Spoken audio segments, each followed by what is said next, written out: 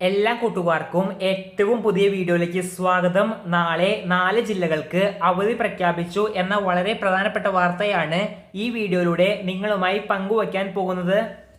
കൂടുതൽ വിവരങ്ങളിലേക്ക് പോകുന്നതിന് മുൻപ് ഒരു കാര്യം പറയാനുണ്ട്. വയനാടിലെ ഉരുൾപൊട്ടലനുബന്ധമായി കഴിഞ്ഞ 2 ദിവസത്തെ വീഡിയോകൾ അപ്ലോഡ് ചെയ്തതിന് കിട്ടിയ വരുമാനം മുഖ്യമന്ത്രിയുടെ ദുരിതാശ്വാസ നിധിയിലേക്ക് നൽകി.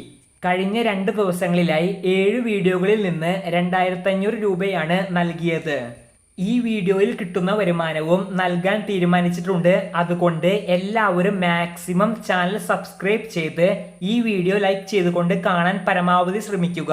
എന്നാൽ മാത്രമേ കൂടുതൽ ആളുകളിലേക്ക് വീഡിയോ എത്തുകയും കൂടുതൽ നൽകാൻ സാധിക്കുകയുള്ളൂ.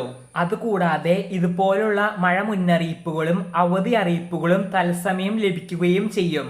അപ്പോൾ നമുക്ക് നേരെ വീഡിയോയിലേക്ക് പോകാം. ഇപ്പോൾ വരുന്ന ഏറ്റവും പുതിയ മഴ അവധി അറിയിപ്പ് പ്രകാരം കണ്ണൂർ, മലപ്പുറം, തൃശൂർ എന്നീ ജില്ലകളിലെ പ്രൊഫഷണൽ കോളേജുകൾ ഉൾപ്പെടെ എല്ലാ വിദ്യാഭ്യാസ സ്ഥാപനങ്ങൾക്കും ജില്ലാ കളക്ടർമാർ അവധി പ്രഖ്യാപിച്ചു.